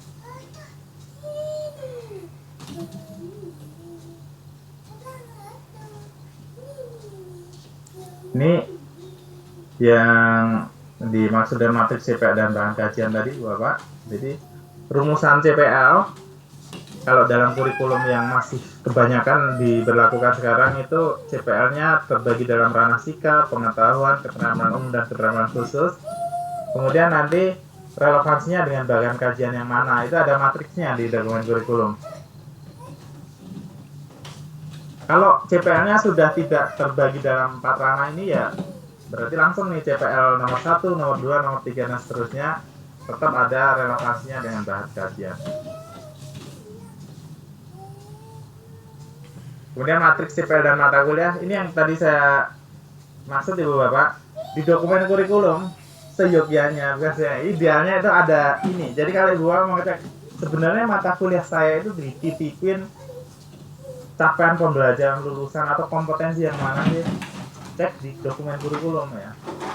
Kalau belum pernah ini mungkin bisa berkomunikasi ke Kaprodi ya untuk lihat dokumen kurikulum supaya memastikan nanti di RPS nanti kan ada mata 3 RPS ya setelah itu Bapak. Nanti Bapak ngecek ya, oh mata kuliah saya dititipin CPL 1 butir sikap, 2 butir pengetahuan, 1 butir keterampilan dengan melihat pada matriks ini. Mata kuliah 1, mata kuliah 2, misalnya Pak Indra mata kuliah 4. Nanti di dokumen kurikulum sudah harus terlihat mata kuliah 4 ini yang dicentrang yang mana ini CPL-nya. Misalnya sikapnya berapa butir ya. Pengetahuannya berapa butir. Nah, itu yang menjadi amanah yang diberikan ke kita. Maka tanggung jawab kita adalah menunaikan itu. Maka kompetensi yang sudah tertuang di sini itu kita capai ya dengan segala konten atau materi dan metode perkuliahan itu. Cek misalnya jangan-jangan mata kuliah saya dititipin CPL banyak sekali misalnya. Bobotnya 2 SKS, titipan CPL-nya sebanyak yang tidak balance dengan bobot SKS-nya. Itu juga perlu Ibu Bapak komunikasikan.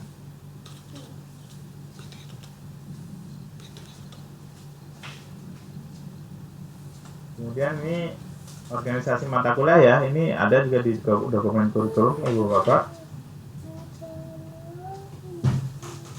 Jadi bagaimana pendistribusian mata kuliah ya dalam kurikulum program studi ya. Ada nama mata kuliah sampai sekian ya. Kemudian mata kuliah atau bentuk kegiatan pembelajaran MBKM dari 9 BKP MBKM itu apa saja yang sudah diimplementasikan oleh Ibu Bapak. Tadi kalau saya kasih kesempatan tentu banyak Ibu Bapak bisa banyak bercerita atau pengalaman BKP apa aja. Perbatasan waktu ya kita sekilas ya mendengar tadi, itu sudah harus tertuang di kurikulum juga Ibu Bapak. Ya kurikulum Pak Iman gitu, prodinya sudah menetapkan hanya mengakomodir dari 9 BKP itu 4 ya, 4 itu tertulis di kurikulum. Dan ini peta kurikulum ya Bapak. Jadi terlihat di sini kalau untuk dokumen kurikulum, idealnya sudah ada peta kurikulumnya. Dari semester 1 itu mata kuliah apa saja dengan bobot SKS berapa per semesternya ya. Ya semester 1 18 SKS. Mata kuliahnya apa saja dengan matriks seperti ini. Ya kalau bentuk matriks bisa dimodifikasi, tapi secara substansi memuat komponen-komponen ini. Jadi kelihatan nih kelas semester 1 berapa beban SKS mahasiswa, mata kuliahnya apa saja. Termasuk juga ini program MBKM. Jadi MBKM itu sudah terintegrasi di situ ya Ibu Bapak. Nanti terlihat MBKM itu dalam peta kurikulum prodi Ibu Bapak itu dialokasikan di semester berapa. Karena ini juga bervariasi ya Ibu Bapak ya. Masing-masing prodi punya kebijakan khusus ya dengan tentu pertimbangan yang matang ya. Ada yang mengalokasikan MBKM setelah semester 5, ada yang semester 4 boleh dengan pertimbangan masing-masing.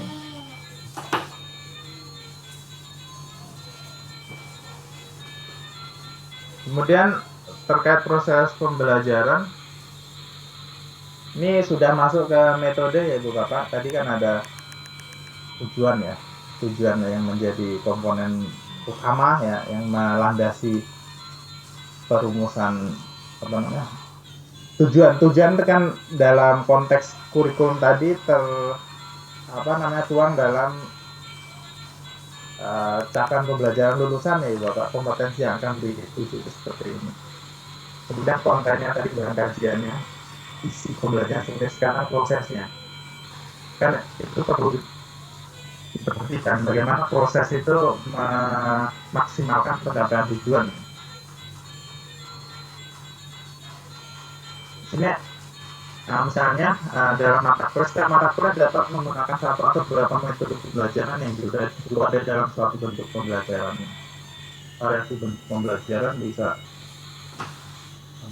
kuliah ya, responsi dan tutorial, seminar, praktikum, praktek studi dan seterusnya, penelitian, perencanaan atau pengembangan, pelatihan militer, kebukaan pelajar, dan bentuk-bentuk MBKM ini ya, magang, wirausaha, dan atau bentuk lain pengabdian kepada masyarakat. Kemudian metode pembelajaran yang bisa diimplementasikan ya. Ada diskusi kelompok, simulasi, studi kasus, pembelajaran kolaboratif ya, pembelajaran kooperatif, pembelajaran berbasis proyek, pembelajaran berbasis masalah atau case method.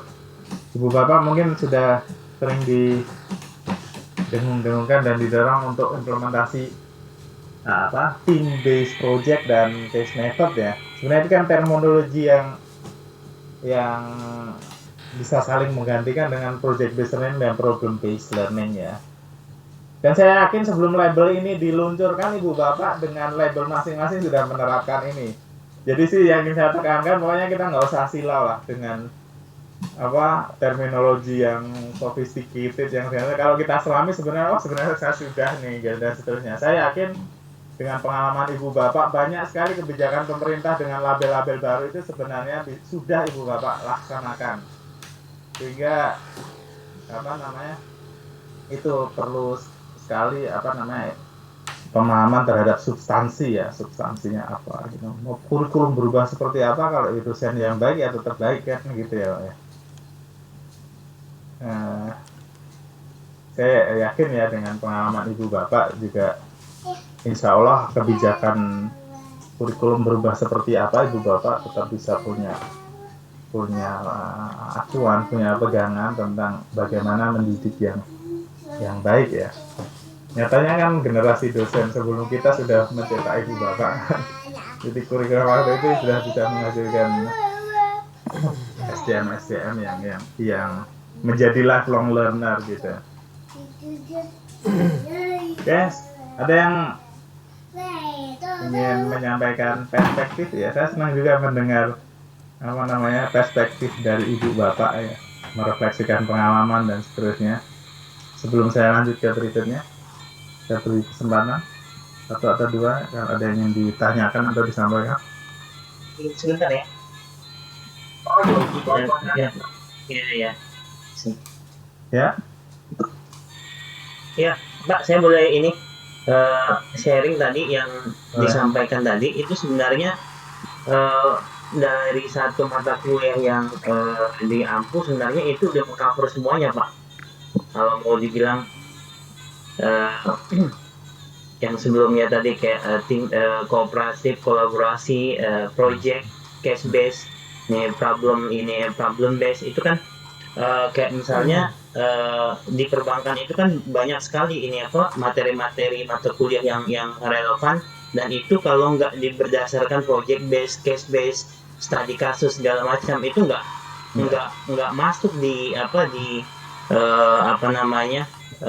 otaknya mahasiswa. Kalau kita kasih ini loh case-nya, kayak contoh ya, materi dasar mengenal perbankan misalnya, itu kalau kita ajarin mereka bank tuh kayak gini tanpa kita kasih tahu yang realnya seperti apa, itu nggak masuk di mereka.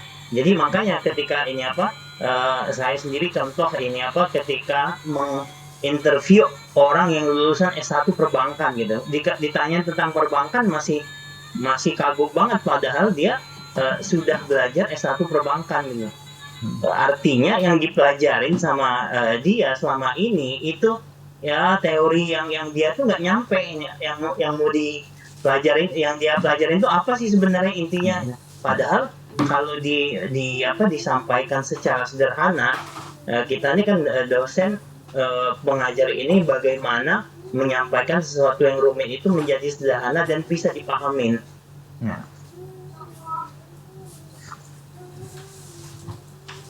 Ya, ada lagi sudah Pak? Oke, baik Ibu Bapak, lagi-lagi kita bisa mencermati ya perspektif stakeholder seperti yang tadi disampaikan. Ini menjadi bahan refleksi ya untuk pengembangan prodi kita masing-masing, dan memang realitanya kan seperti itu. Pak Silih boleh bergabung? Silakan Pak Syafir Ramdhani, silakan mau merespon ya. Pak Silih, saya dari FEB Hamka berkaitan dengan penyusunan RPS. Kebetulan saya ditugaskan juga nih dalam penyusunan RPS mata kuliah baru nih, ekonomi digital di fakultas kami gitu. Yang akhirnya melihat kebutuhan industri gitu, atau kebutuhan stakeholder pada akhirnya. Tentu mungkin akibat COVID, kalau saya mau tetap bilang akibat COVID kemarin akhirnya shifting dari yang sifatnya manual mungkin, walaupun nanti akan ke arah automatically ya mungkin kayak gitu, tapi akibat dari COVID kemarin hampir kurang lebih 2 tahun kita semua gitu dipaksa langsung jadi orang yang otomasi kali ya, kalau saya bilang ya, kalau bahasa saya salah saya minta maaf ya, jadi jadi harus otomatis semuanya kayak gitu. Nah akhirnya muncullah mata kuliah atau bahkan prodi-prodi baru yang sifatnya kalau menjual digitalisasi langsung heboh, langsung banyak yang daftar kayak gitu, atau langsung banyak peminatnya gitu. Jadi akhirnya penyusunan RPS kalau seperti ini pada akhirnya melihat kembali ke kebutuhan industri kayak gitu. Kemarin saya sempat bercerita banyak juga dengan teman saya di salah satu kampus, kebutuhan untuk customer service jadi jauh lebih berkurang seperti itu. Ini nyambung tadi nih dengan yang Bapak sebelumnya ngomong perbankan kayak gitu. Dulu mungkin kita ketika mau mendaftar kartu kredit atau mendaftar rekening itu harus ketemu dengan orang gitu, ketemu customer service lah yang ganteng-ganteng, yang cantik-cantik seperti itu. Sekarang tidak, sudah pakai AI, udah pakai Siri gitu, Siri ya, cewek tapi AI gitu, artificial intelligence gitu. Bahkan mungkin kedepannya ini juga jadi hal yang makin seru lagi gitu sih Pak Sili, bahwa yang pakai Apple sekarang mengembangkan yang kacamata seperti itu gitu. Ini kan akhirnya membuat seluruh indera manusia tuh nanti benar-benar bisa berpindah ke digital gitu. Mungkin suatu hari nanti kita nggak tahu seperti itu, tapi kita lihat saat ini aja akhirnya banyak yang sifat kebutuhan yang awalnya banyak oleh manusia kayak pintu tol gitu yang jaga dulu orang gitu ya, ada iklan sonsi nih, kalau saya ngomong iklan sonsi saya seumuran nih berarti.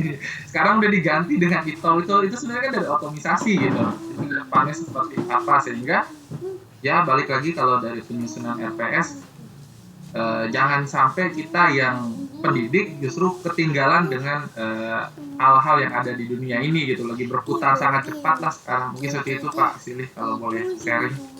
Terima kasih Pak Ramdhani. Bisa kita lihat ya keterkaitan yang disampaikan Pak Iman dan Pak Ramdhani ya, saling menguatkan dan memantapkan lagi betapa urgentnya informasi tentang kebutuhan kompetensi dari dunia kerja dan industri di masa mendatang ya. Sehingga memang kurikulum prodi itu diharapkan dan didalil futuristik ya, melihat ke depan. Jadi kita mencetak lulusan dan kompetensi yang dibutuhkan di masanya ya, bukan di masa kita, bukan di masa sekarang. Dan realita atau fenomena sudah banyak kita amati ya, Ibu Bapak tadi, peralihan task yang bisa dikerjakan, yang sebenarnya dikerjakan oleh manusia, kemudian bisa diotomasi ya, bisa semua otomatis, semua banyak berbasis artificial intelligence. Maka kemudian ini menjadi ruang juga untuk kita sebagai pendidik itu kan mengembangkan skill-skill yang bisa menopang, bisa mensupport mahasiswa untuk tetap survive ya dengan segala perubahan. Maka kemudian benar sekali kalau kita hanya fokus pada materi, ya pasti nggak bisa di Google sekarang, nggak bisa dicari referensinya. Makanya kemudian learning how to learn itu menurut saya menjadi kunci dari apa yang disampaikan Pak Iman dan Pak Ramdhani. Belajar bagaimana belajar gitu.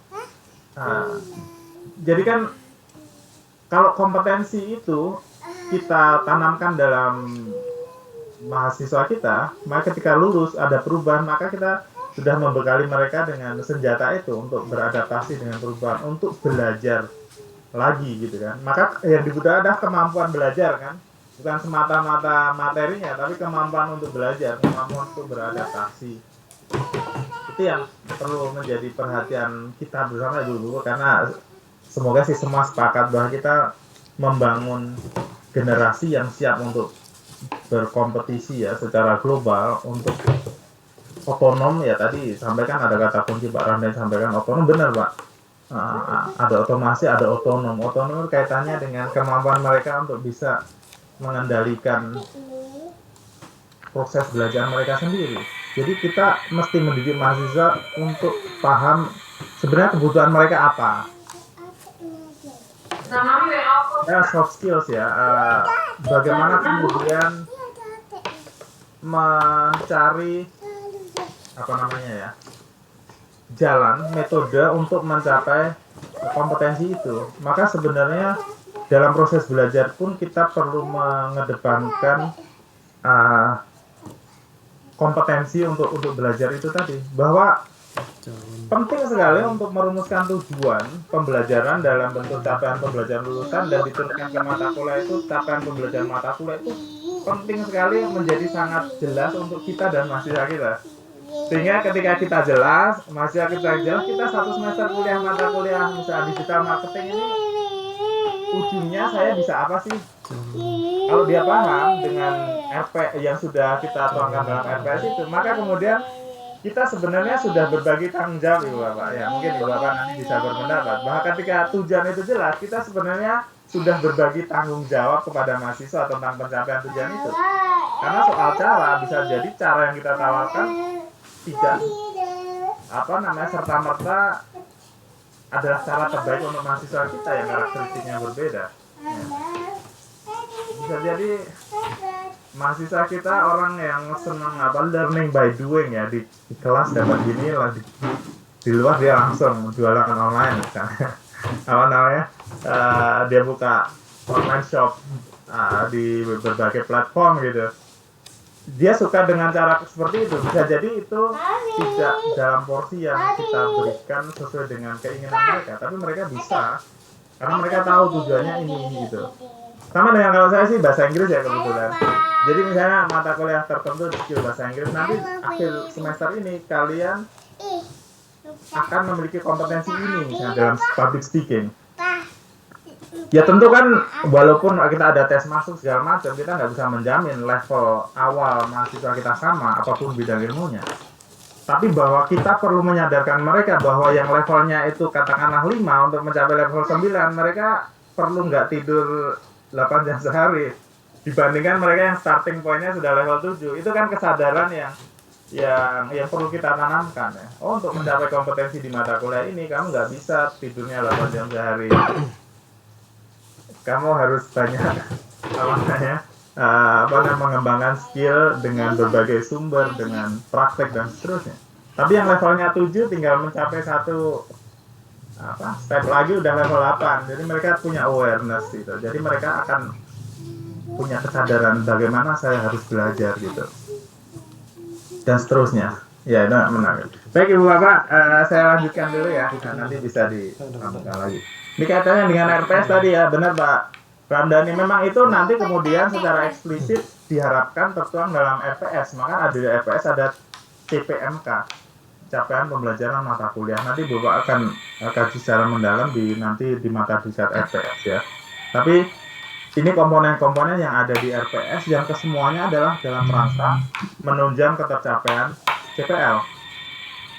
Jadi sangat logis kalau Ibu Bapak lihat dokumen kurikulum dan perangkatnya itu termasuk RPS. Jadi memang menyusun RPS itu di satu sisi kadang terkesan administratif, tapi di sisi lain dia bisa menjadi sangat esensial dan substantif ketika kita memang benar-benar mencermati, menginternalisasi dan memfungsikannya ya dalam upaya pencapaian CPL. Mahasiswa paham kompetensi yang mau dicapai, mahasiswa bisa mengingatkan kita, Pak, ini bagian kompetensi ini saya rasa masih perlu exposure terhadap kasus real lebih banyak ya, misalnya kayak Pak.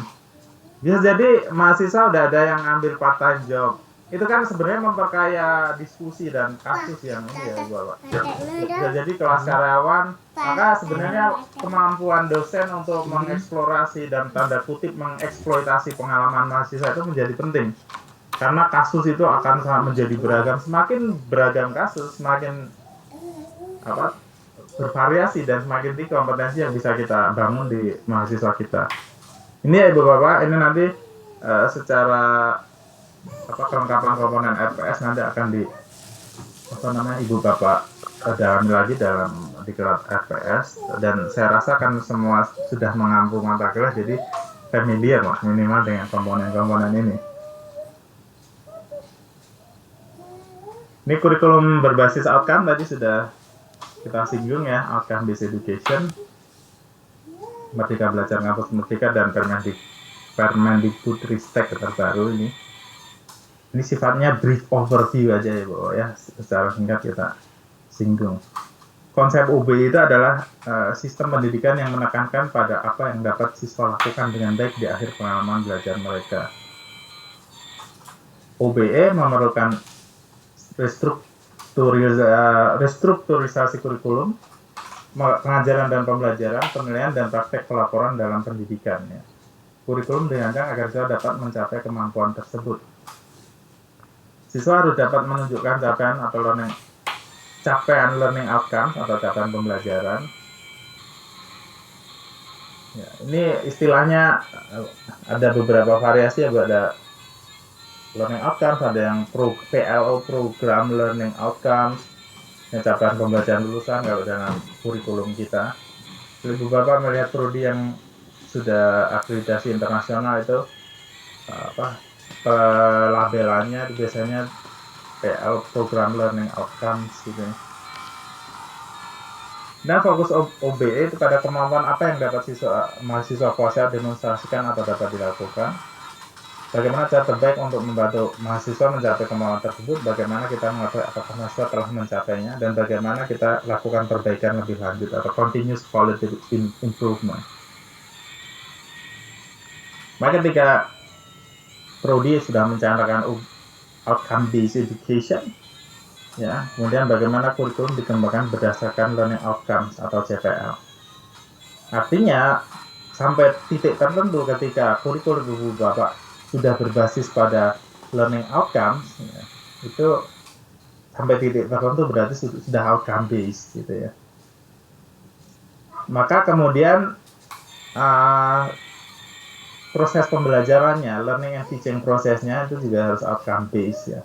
Maka ada pendekatan-pendekatan yang relevan ya. Maka ada pendekatan berbasis kasus ya, berbasis masalah dan berbasis project. Itu yang kemudian ditimbang relevan dan bisa mengakomodir ini. Dan outcome based assessment and evaluation ya. Maka assessment-nya juga akan berbeda kan Ibu Bapak ketika kompetensi yang ditarget atau disasar ya kan nanti berupa misalnya problem solving pada case tertentu, maka kemudian pendekatan evaluasinya juga harus menggunakan instrumen yang relevan ya. Maka ya tes itu menjadi salah satu instrumen yang ya bisa jadi relevan ya di pencapaian kompetensi tertentu. Tadi bisa jadi tidak relevan. Bisa jadi Ibu Bapak bentuk assessment-nya nggak lagi tes duduk di kelas mengerjakan soal pilihan ganda atau esai, tapi project ya. Project, maka kemudian nanti produk dari project itulah yang kemudian akan Ibu Bapak gunakan sebagai parameter pencapaian kompetensi. Ya, kasih kasus, kasih project. Bagaimana kemudian dia mengimplementasikan teori, kemudian mempraktekkan apa yang sudah dipelajari dalam memecahkan masalah tertentu. Ya, dan nanti akan ada juga mata diklat evaluasi ya Ibu Bapak. Maka ya kita niatkan bersama lah Ibu Bapak. Pekerti ini adalah bagian ikhtiar kita untuk terus menyempurnakan ya. Ya kalaupun tidak sempurna, mendekati sempurna terhadap kompetensi kita sebagai dosen ya, sebagai pendidik yang diharapkan bisa ini tadi membangun kompetensi-kompetensi mahasiswa kita di berbagai sisinya ya, nggak hanya kognitifnya, tapi ada afektif, ada psikomotorik ya. Insya Allah lah kalau niatnya sudah lurus, nanti apapun mata diklatnya itu bisa menjadi stimulus Ibu Bapak untuk kemudian memperdalam sendiri. Kan pekerti kalau secara durasi waktu kan relatif singkat sekali ya Bu Bapak ya. Ya ini kan relatif ya, ada yang seminggu lama sekali, tapi kalau dilihat substansinya kita kupas satu persatu kan sebenarnya relatif singkat karena banyak hal yang memang bisa menjadi bahan renungan kita, bahan diskusi kita. Oh gini ternyata, oh pentingnya merumuskan CPL itu seperti ini. Oh mahasiswa perlu tahu ini dari awal dan seterusnya. Dan ini review outcome based education, ini sudah ya secara substansi seperti yang tadi kita bahas ya, outcome based ya basisnya adalah kompetensi yang ingin dicapai. Kemudian konsep pendidikan berbasis luaran ini membedakan antara output dan outcome ya Ibu Bapak. Kalau output itu dari tataran dosen itu jumlah tatap muka perkuliahan, tapi dari outcome based education masih mencapai kemampuan sikap, pengetahuan skill, catatan pelajaran dari mata kuliah. Kemudian di level prodi dan universitas nanti bisa dicermati, tapi yang utama tadi basisnya adalah kompetensi yang ingin dicapai. Ini MBKM juga kita sudah diskusikan ya sampai pada hal teknis ya, walaupun nggak semua memang karena memang keterbatasan waktu kita prioritaskan ya. Ini peta kondisi permasalahan. Jadi ini dinamis ya, itu terus berkembang Ibu Bapak. Saya juga cukup sering terlibat dalam diskusi implementasi MBKM yang diadakan oleh kementerian, sharing good practices gitu ya, bagaimana pelaksanaan program itu. Dan memang kementerian pun membuka ruang ya, ada kebijakan tertentu yang ya, tatarannya teknis itu diserahkan ke prodi. Jadi sebenarnya prodi juga punya kemerdekaan Ibu Bapak untuk menindaklanjuti kebijakan ini di beberapa titik begitu ya. Ini model implementasi MBKM, distribusinya di semester berapa, bentuk kegiatan perkuliahannya ke dalam 9 bidang itu yang ada. Ya, di prodi Ibu Bapak tentu bervariasi ya, apa yang pernah diimplementasikan ya, dan bagaimana implementasinya. Masih sama ini bagaimana pembelajaran di luar program studi dialokasikan di semester tertentu sesuai dengan kebijakan program studi. Ini ranah program studi untuk membuat regulasinya Ibu Bapak. Ini contoh struktur kurikulum yang sudah mengintegrasikan MBKM tadi. Jadi dia harus ada di kurikulum ya, dokumen kurikulum, sehingga pelaksana itu punya panduan. Oh, ini mata kuliah ini, bentuk kegiatan ini harusnya dialokasikan untuk mahasiswa semester 7 misalnya. Itu idealnya ada di dokumen kurikulum sehingga dosen juga punya pegangan panduan gitu ya. Terus bentuk pengakuan tadi yang sempat dibahas juga, ada structured form, ada free form, ada bauran atau hybrid. Jadi ini juga prodi punya keleluasaan Bapak untuk mengkonversi apakah bentuk structured. Ini kaitannya dengan RPS tadi. Dan ini menarik Bapak. Kami sendiri prodi pernah melakukan ini, mensinkronkan RPS dengan mitra. Jadi mitra dunia kerja dan industri. Jadi kalau mahasiswa kami magang di perusahaan Ibu Bapak, mereka nanti ngapain aja di sana?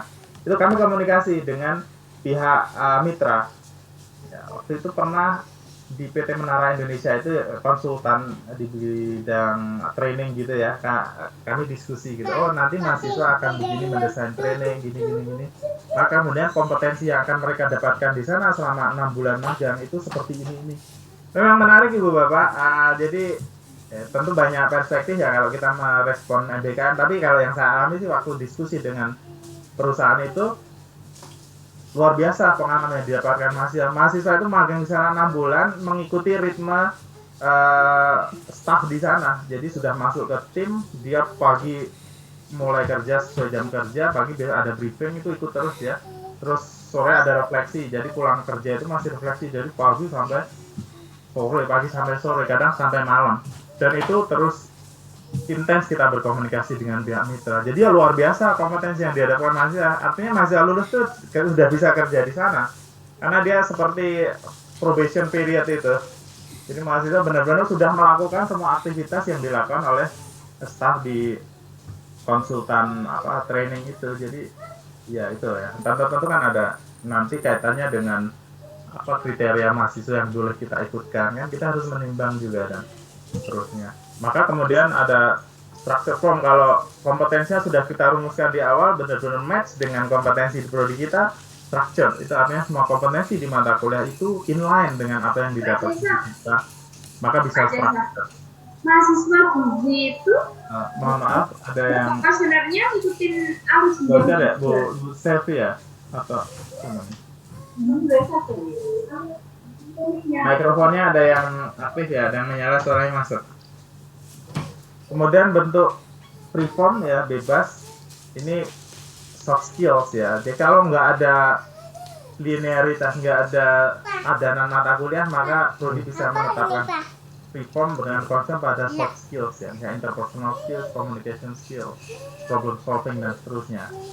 Ya, itu menjadi kompetensi yang di cover oleh program itu. Kemudian hybrid itu kombinasi keduanya. Ini Ibu Bapak yang bagian Permendikbudristek nomor 53 yang terbaru itu ada beberapa kebijakan. Mungkin Ibu Bapak sudah pernah mendapatkan dokumennya. Kaitannya dengan CPL ya. Ini di sebelumnya itu rumusan kompetensi sikap, pengetahuan, keterampilan dan pengetahuan dijabarkan secara terpisah. Kalau yang sekarang ini boleh diintegrasikan ya, nggak harus terpisah di ranah-ranah itu. Kemudian sebelumnya mahasiswa bisa mengerjakan tugas akhir dalam bentuk skripsi. Kalau yang sebelumnya kan wajib, kalau sekarang bisa dalam bentuk yang lain. Dan saya rasa banyak juga program studi yang sudah menerapkan bentuk tugas akhir selain skripsi ya, mungkin publikasi artikel ilmiah, ya proyek dan seterusnya. Ini sekarang lebih dikuatkan legitimasinya. Kemudian masa magister ini wajib menerbitkan makalah jurnal ilmiah terakreditasi. Kalau yang sekarang ini jika program studi sarjana terapan sudah melakukan tugas proyek dan bentuk yang sini, maka tugas akhir dapat dihapuskan. Mahasiswa program magister terapan dan doktor terapan wajib diberikan tugas akhir, namun tidak wajib diterbitkan di jurnal. Ini kebijakan-kebijakan yang perlu menjadi perhatian prodi untuk pengembangan kurikulum ya Ibu Bapak. Baik, untuk refleksi kita pastinya tadi kita sudah mendapatkan perspektif Ibu Bapak, saya rasa sudah bisa menggantikan, dan kita ke penugasan mandiri Ibu Bapak. Tugasnya nggak banyak ya, nanti kalau kurang banyak boleh disampaikan. Yang pertama, jadi silakan Ibu Bapak nanti merespon ya instruksi di sini dalam bentuk semacam esai. Jelaskan pentingnya mata kuliah yang Ibu Bapak ampu dalam kaitan dengan profil lulusan dan capaian pembelajaran lulusan program studi. Jadi silakan nanti dinarasikan saja, pentingnya mata kuliah yang Ibu Bapak ampu dalam kaitan dengan profil lulusan dan capaian pembelajaran lulusan program studi. Ini bisa menjadi media Ibu Bapak nanti mencermati lagi, oh profil lulusannya begitu, dan mata kuliah yang saya ampu itu ternyata memang vital sekali. Silahkan dielaborasi. Yang kedua, ini ada situasi program studi Ibu Bapak akan melakukan perbaikan atau peninjauan kurikulum. Kemudian Ibu Bapak dilibatkan dalam pengembangan kurikulum program studi sebagai tim pengembang kurikulum. Kira-kira peran apa yang akan Ibu Bapak lakukan dan bagaimana cara Ibu Bapak mengembangkan kurikulum program studi tersebut? Jadi dalam kapasitas Ibu Bapak sekarang ya, sebagai dosen pengampu, kemudian Ibu Bapak dilibatkan dalam pengembangan kurikulum. Kira-kira apa peran yang bisa Ibu Bapak kontribusikan dalam pengembangan kurikulum program studi? Ya, dari materi yang kita diskusikan hari ini, silahkan Ibu Bapak merespon 2 pertanyaan atau instruksi yang ada dalam tugas itu. Ya, nanti jawabannya bisa bervariasi. Ya. Silahkan menarasikan yang inline atau yang relevan dengan pertanyaan yang diberikan. Itu Ibu Bapak, kita masih ada 2 menit. Silahkan kalau ada yang ingin menyampaikan sesuatu atau